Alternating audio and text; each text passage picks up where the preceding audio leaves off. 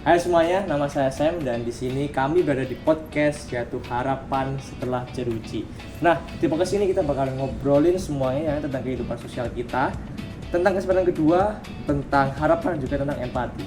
Di sini saya Sam sebagai moderator dan Halo, aku Mei. Di sini aku mau berbagi sedikit tentang video perjalanan yang dimana ada dari lapas perempuan Bandung yang sempat viral di Instagram kayak gitu. Nah, ini aku juga sempat nonton sih walaupun kan sampai selesai ya. Aku lihat di video itu kan emang kayak cukup sederhana tag-nya dan lain sebagainya. Tapi kayak aku ngeliat di sana tuh kayak warga binaan perempuannya itu kayak apa ya? Mereka tuh kayak nggak merasa ingin dikasihani gitu, tapi mereka lebih ingin mengajak masyarakat tuh untuk melihat mereka sebagai seseorang yang bisa diberikan kesempatan kedua itu. Bagaimana menurutmu? Nah, betul banget. Jujur di videonya sendiri itu juga ngasih tahu gitu kan kegiatan biasa harian orang-orang lapas di sana itu mereka itu nggak mau gitu dibedakan sama masyarakat biasanya karena emang mereka kan butuh gitu loh diberikan kesempatan kedua kayak gitu.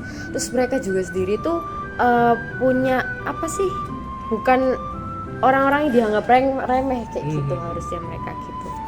Nah, itu sih yang bisa jadi buat sebuah satu impian besar gitu buat orang-orang lapas biar mereka itu nggak didiskriminasikan oleh masyarakat sekitar. Wow. Nah, kalau boleh nanya sih nih, pentingnya hal seperti ini untuk dibahas dan dikaji itu menurutmu itu kayak apa urgensinya? Sebenarnya kalau kita kacamata pandang dari sosiologi juga ya, yang dimana video ini tuh berkaitan dengan penggambaran proses yang dimana penerimaan masyarakat ke sosial gitu, ke masyarakat sosial. Gimana kalau misalnya orang-orang lapas ini tuh bisa diterima oleh masyarakat sosial kayak gitu, karena kan pandangan masyarakat biasanya kan udah kalau sekitar kan udah mikir kayak udah masuk penjara nih pasti orangnya jahat, nakal, dan lain sebagainya. Padahal di lapasnya sendiri itu mereka itu juga kayak bener-bener dibina gitu loh di sana. Mereka juga diberi bekal buat bisa menjalankan UMKM, punya kegiatan bisnis dan lain sebagainya. Jadi itu untuk kalau dari kacamata sosial sendiri sih itu kayak suatu hal yang bisa dijadiin sebuah acuan kalau ke masyarakat tuh kalau mereka itu emang orang yang biasa saja gitu. Jadi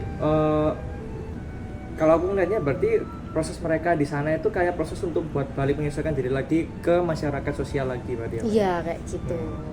Iya sih, waktu aku lihat juga kayak miris banget loh. Padahal mereka itu kayak seakan-akan mereka kan sudah kayak sudah cukup fair, sudah menjalani hukumannya, tapi kok seakan-akan masyarakat tuh kayak masih belum menerima mereka itu. Jadi menurut Mei ini sebenarnya mereka itu ingin dikasihani atau dikasih kesempatan kedua menurut Mei? Untuk dikasihani sih mungkin enggak ya, karena kan mereka juga di situ dibimbing gitu kan. Untuk dikasihani mungkin enggak yang sampai ke kasihani, tapi lebih ke diberi kesempatan yang kedua gitu. Dari pandangan masyarakat ke mereka itu jadinya berubah kayak gitu. Mereka itu bukan mencari kasihanin atau meminta dimengerti, tapi mereka itu cuma ingin dipandang oleh masyarakat tuh sama gitu, bukan lagi sebagai seorang kriminal karena kan mereka juga udah menempatkan diri ke lapas tadi itu gitu sih. Nah, Mei sebagai seseorang yang cukup aktif, cukup menyuarakan hak perempuan, bagi Mei sendiri itu gimana pandangan Mei soal konteks sosial yang sedang ada di video lapas tadi itu? Nah, menarik banget di kajian feminisme sendiri yang dimana hak perempuan itu kan sangat gencar banget di feminisme itu sendiri. Nah, salah satu bagian lapas ini itu juga salah satunya untuk membetulkan stigma masyarakat kayak gitu. Terus juga memberikan ruangan kepada perempuan biar mereka itu bisa bukan sekedar hanya di lapas, dibina dan selesai itu aja, tapi mereka juga diberi kayak konsultan gitu kan untuk mereka itu biar bisa berkembang gitu setelah Wow. keluar dari lapasnya sendiri itu, bukan jadi seorang kriminal lagi tapi mereka bisa ngejalanin kehidupan sehari-hari setelah ada di lapas kayak gitu.